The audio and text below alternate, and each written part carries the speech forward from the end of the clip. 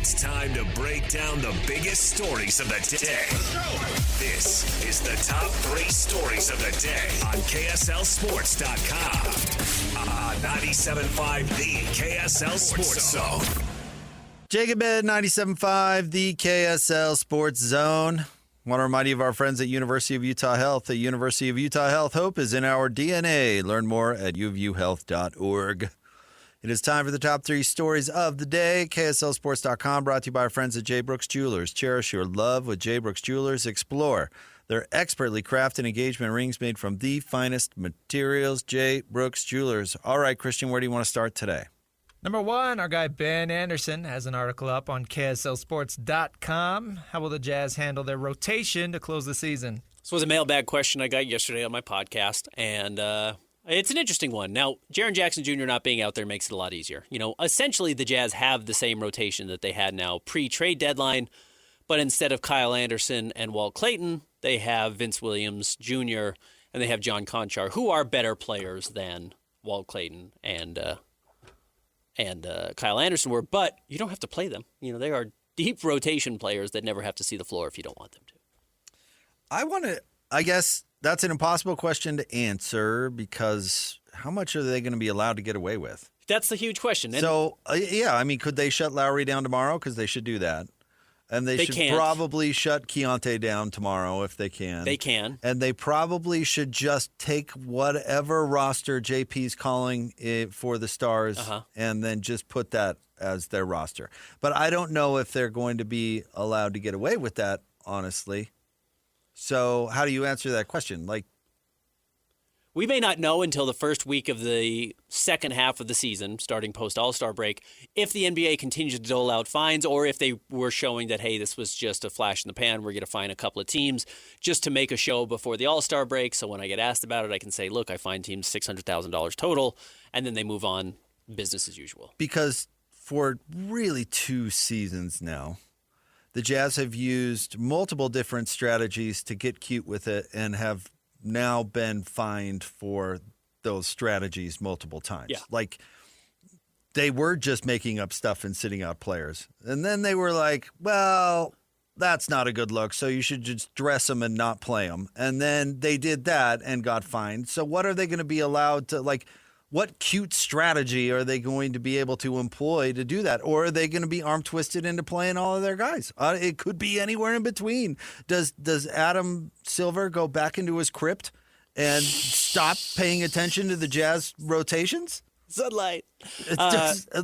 You know what I mean? I absolutely do. No, So that's what the are they entire allowed mailbag to? was. Yeah. Now they're being forced to play their player. Like, the league, think about this. The league is interfering with the coach's rotations. I believe you quite literally have written about that too. Yes.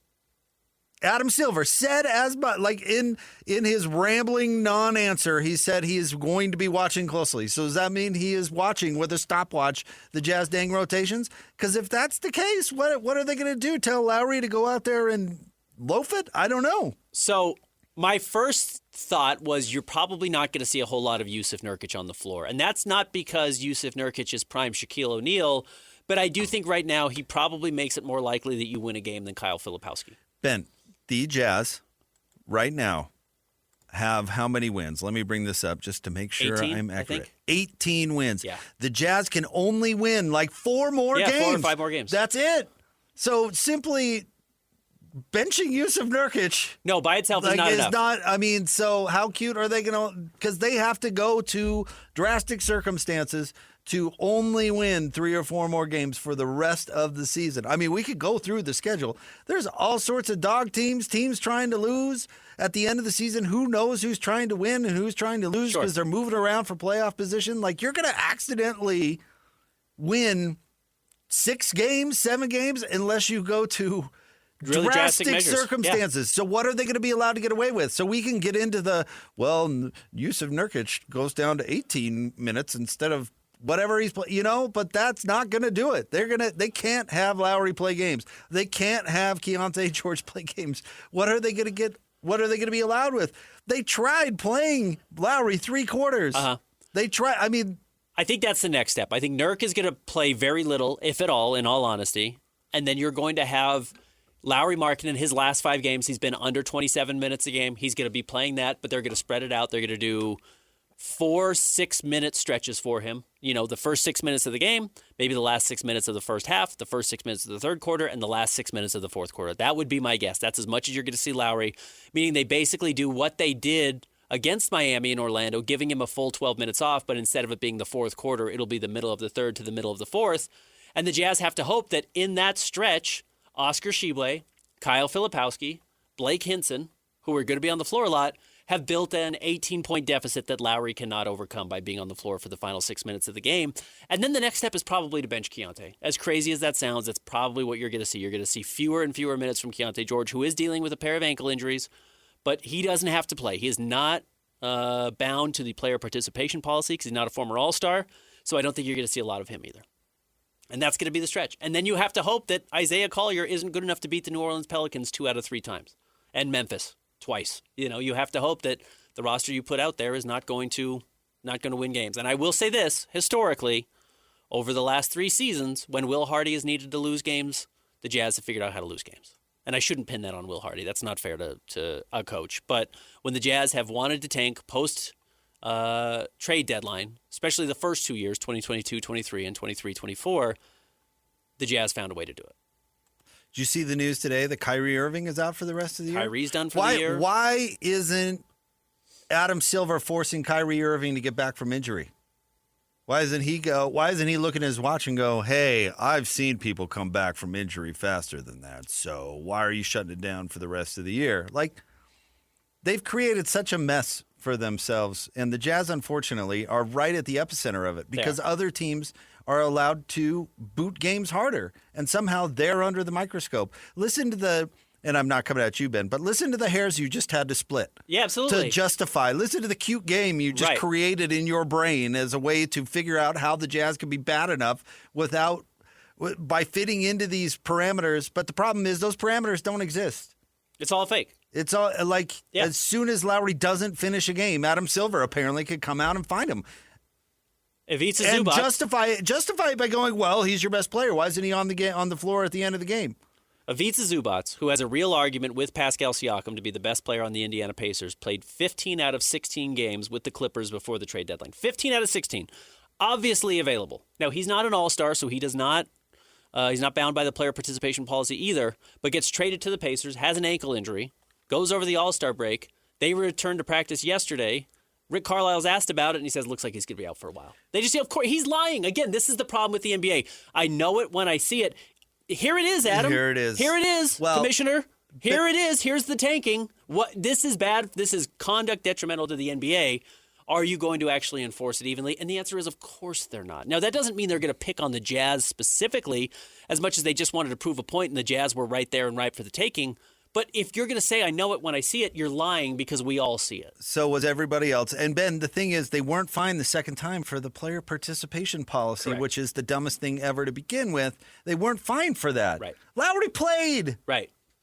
He played. Exactly right. So They were fined for an arbitrary non-violation of the rules just because Adam Silver had heartburn that day? Didn't like the bad press. Yep. Didn't like the bad press that Bobby Marks and Brian Windhorst ran with. To try and split the hairs by, play him this time and that time and this time is futile. You're right. It's I'm applying more nuance than anybody else is. You, and I like this about you, you believe in justice. You believe that this is about justice. You believe, and I tend to believe this too. It's why I get so mad when you bend the rules and What You Got Wednesday is because does nobody respect the rules anymore?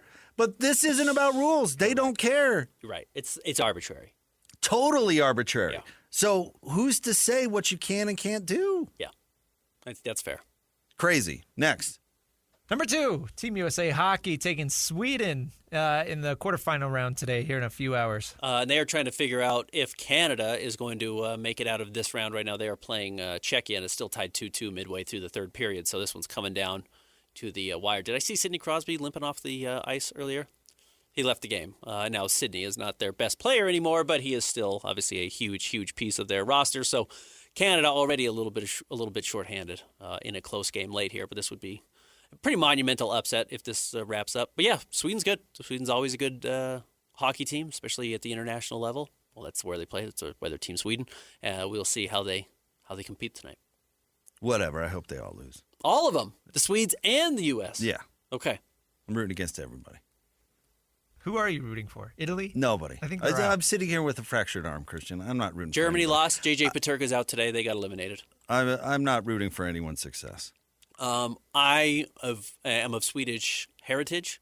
I'm also of American heritage, U.S. heritage. So I would prefer the U.S. win today. But if Sweden wins, that will be my dog the rest of the way. He'll be my. You're also Canadian. I don't have any Canadian in me. I've adopted that. Yeah. What is your policy? And I'm actually curious about this. For the what do they call the Russian athletes now? Like AIN, something like that. What is it? something. I've seen their flag. Yeah. They're because the Russians aren't allowed to compete, but as a team, but their athletes are. Like how does this make any sense to anyone? AIN, independent neutral athletes. I know that's not what AIN says, but that's athletes. But they're just Russian athletes because of doping. The Russian team. Is that what it is? Banned. The federation. Oh, it's not because of Putin's politics in the world globally? No, it's all doping. We'll have to watch that. Yeah, I've seen Icarus. Right? That's the documentary. Okay, I thought it was about their. I don't think so. Recent global decisions. I think it's about doping. Well, then if it was about that they have a leader who is out of favor in the world right now, I would have sympathy for the athletes because that's not their fault. You know, you were born in the country you're born in. If it's about historically the federation has cheated and they're punishing the athletes there, I would have more respect. Like, do you? So I'm maybe a little less into the AIN athletes at the moment. Like, do you think that figure skater pulled the needle out of her arm because all of a sudden the graphic is different on NBC? Yeah, right. Yeah. That just didn't make sense to me. I think that's totally fair. I didn't even put that together. So Next. Thank you. Number 3, BYU set for a big rematch tonight at Arizona. Yep. Any win against a ranked opponent right now would be huge for BYU, and we will see how they carry over a little bit after beating Baylor and then Colorado in back-to-back games. Colorado was very tough. That was a tough game because they lost Richie Saunders, but I do think it's a different conversation. You know, the team that beat Baylor is no longer the team BYU puts on the floor. So. Are they going to guard? I mean, honestly, if the reason BYU lost before Richie Saunders got hurt is because they don't guard anybody. Now, Richie doesn't guard. So if somebody else can guard, maybe that will not help them, not be better, but maybe they will play a little better defense. If you want to ask me how, honestly, we have to boil it down to something of how BYU possibly goes on as a basketball program without Richie Saunders, it's you guard. Yeah. If the team scores 15 fewer points that night, then you have a better chance to win without somebody that scores 15 points. Well, the tool is somebody replaces Richie Saunders who plays better defense, and then AJ decides to start carrying on that end of the floor. And I'm actually not going to hold his lackadaisical effort on defense through the first 3 months of the season or 4 months of the season. I'm not going to say I'm not going to hold it against him, but I'm not going to say that means he can't play defense the rest of the year because, again, we see a lot of bad NBA players who don't play any defense during the regular season, and then suddenly you get to the playoffs and it's like, oh, I didn't know you could do that. I didn't know Tyrese Halliburton actually could play defense or Bojan Bogdanovic actually cared about defense. Well, they don't for 80 games a year. But in the playoffs, it matters, and so they try. So we'll see if AJ starts to lock up a little bit more.